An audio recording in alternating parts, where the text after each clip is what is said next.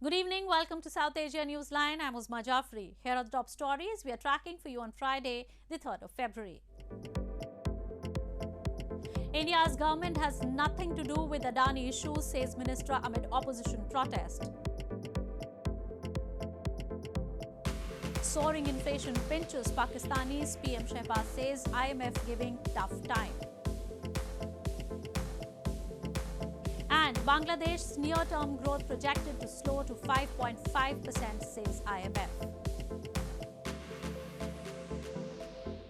And now for all the details. India's Parliamentary Affairs Minister on Friday said the government has nothing to do with the matters of the Adani Group, whose shares have tumbled following a report from US short seller accusing the conglomerate of stock manipulation and accounting fraud.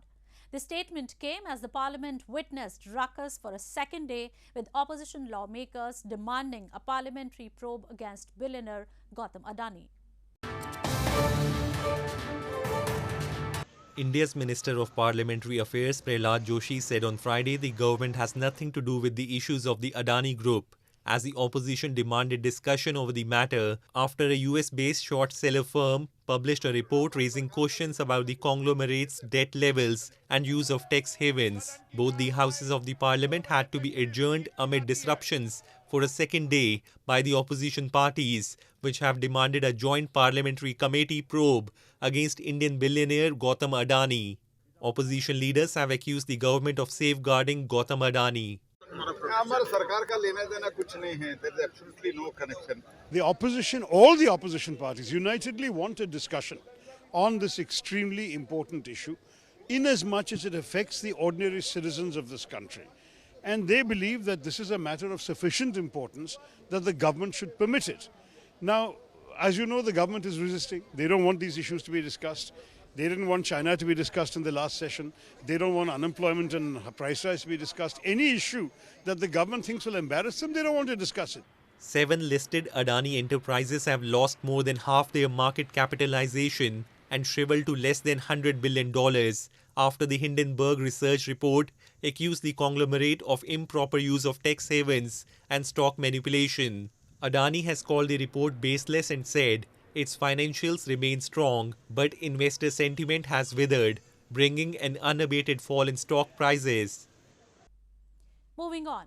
Shuib Lone, a prominent Kashmiri activist, raised the issue of targeted civilian killings by terrorists in India's Jammu and Kashmir during his intervention at a UNHRC event in Geneva this week. He urged the international community to fix accountability on the cross-border sponsors of terrorism, pointing towards Pakistan.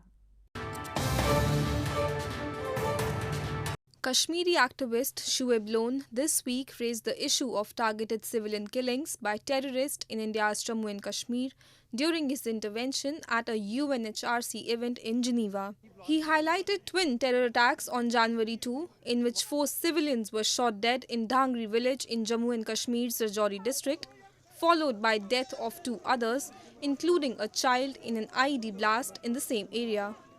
He also drew attention to the killings of minorities, including non-local workers. He urged the international community to fix accountability on the cross-border sponsors of terrorism, pointing towards Pakistan, and said that candidates in the upcoming election in the Union Territory could be targeted next. Cross-border sponsors of terrorism resorted to targeting civilians to install fear among the people of Kashmir. Around 30 innocent people were killed in such attacks in 2022. At the time when Jammu and Kashmir prepares for upcoming election under the new constitution setup, we can no longer afford to let terrorist activity go unquestioned. Though this esteemed platform, I also wish to alert the international community that the candidates in the upcoming election are the next target of these terrorists. Unfortunately, such incidents will continue till accountability is fixed on the cross-border sponsor of terrorism. Cross-border terrorism remains a core concern for India, which blames Pakistan aids terrorists to spread unrest in Kashmir Valley, a charge Islamabad denies. In news from Pakistan, After a hike in fuel prices by the Pakistan government this week, the public transporters in the country have also spiked their fares by nearly 10%. This has dealt a heavy blow to the domestic budget of the masses, who have lamented they are suffering the brunt of government's failed policies. A report.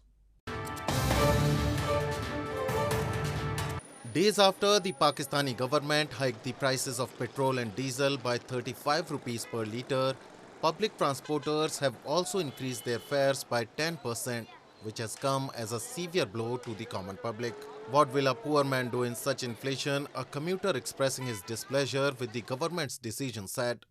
Meanwhile, transporters also said they were left with no choice amid the frequent fuel price hike.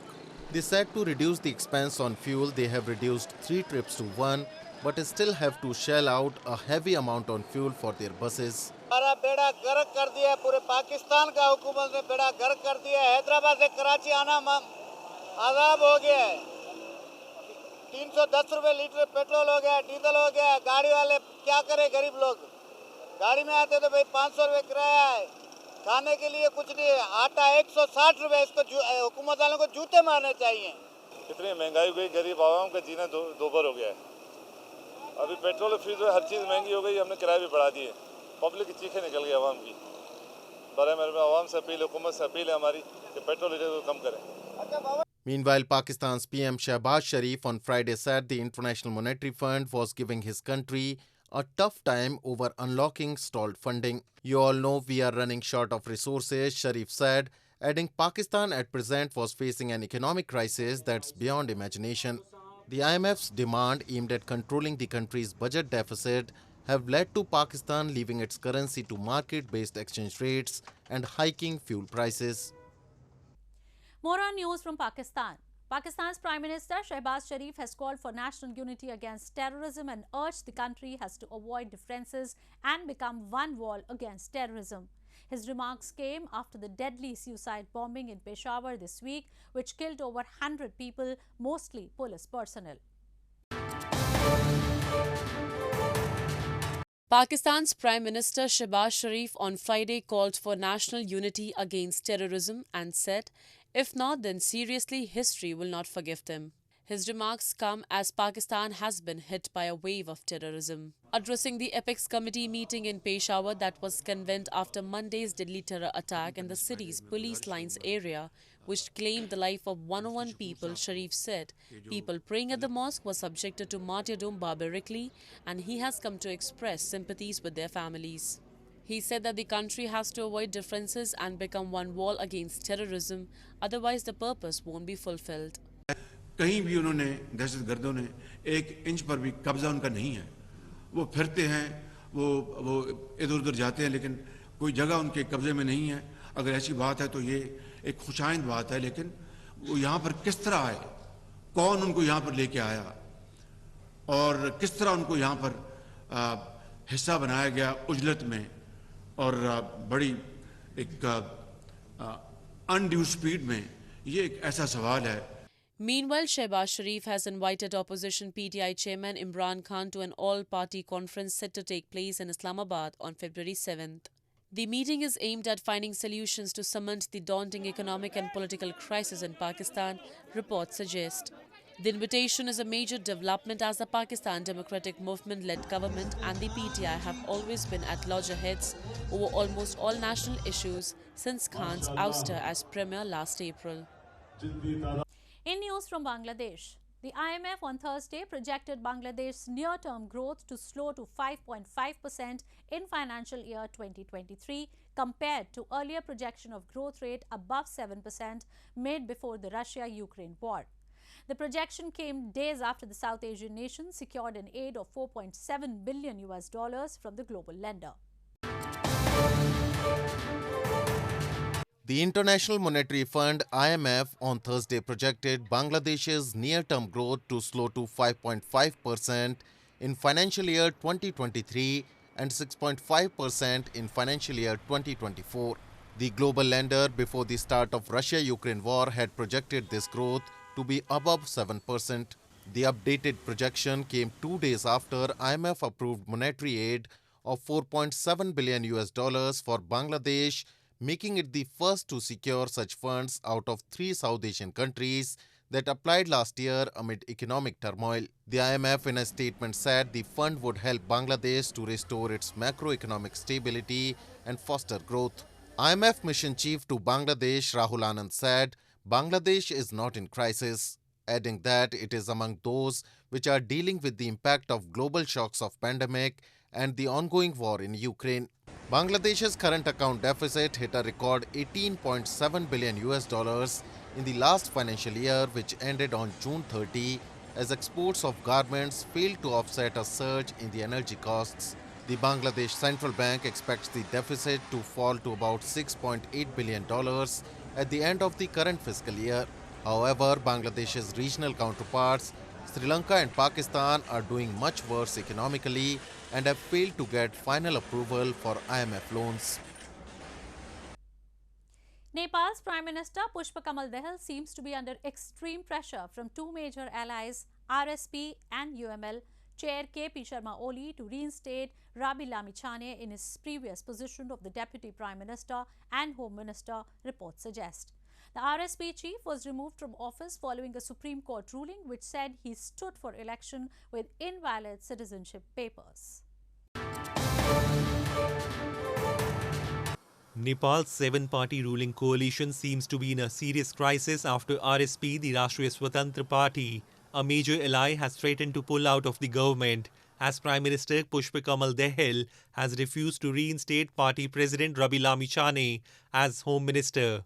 48-year-old Rabi Lamichhane was removed as Deputy Prime Minister and Home Minister late last month following a Supreme Court ruling that he had contested November elections on an invalid citizenship certificate after abandoning his US citizenship, annulling his status as a lawmaker and effectively removing him from office.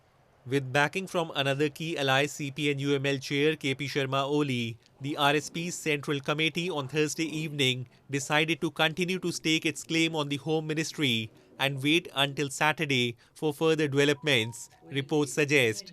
As per the constitutional provision, Prime Minister Dahal will have to seek a vote of confidence within a month if any of the ruling coalition partners withdraws its support to the government. RSP is the 4th largest party in the parliament and the 3rd largest in the ruling coalition.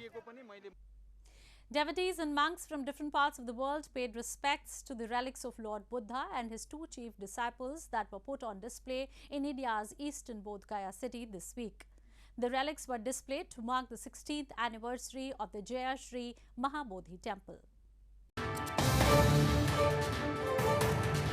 Devotees and monks from across the world this week paid respect to the relics of Lord Buddha and his 2 chief disciples, Sariputta and Mahamoggallana, that were put on display in India's eastern Bodh Gaya city. Devotees queued at Jaya Shree Mahabodhi Vihara, a type of Buddhist monastery, to seek blessings from Lord Buddha and his 2 disciples. The relics were put on display from Wednesday until the next 3 days to mark the 16th anniversary of the Jaya Shree Mahabodhi temple. On this occasion, it's a very special thing is that we keep the Buddha's and his 2 chief disciples, Sariputta and Mahamoggallana, here, their relics. We take out on these 3 days, 1st, 2nd and 3rd. So thousands of people, devotees, when they come to Bodh Gaya, so they have this this opportunity to pay their homage to the relics of this great master. I came all the way from Bhutan to get the blessing, to seek the blessing of Lord Buddha's relics here. Today is the first day of the display of the Lord Buddha's relics here. Today I got a blessing. Just now I received the blessing, and I've got fortunate to receive the blessing, the Buddha's relics. So I truly feel very blessed, and there's a special feeling within me. Bodh Gaya is revered among followers of Buddhism, where Gautam Buddha is said to have attained enlightenment under what came to be known as the Bodhi tree. Since antiquity, Bodh Gaya has remained the place of pilgrimage and veneration for Buddhists. Well, that's all we have for you from South Asia this evening. Now our viewers can watch the show on SouthAsiaNewsline.com. You can also visit us on Facebook.com/SAsiaNewsline and follow us on Twitter at @SAsiaNewsline. That's all in tonight's edition. We will see you same time next week. Have a great weekend. Good night.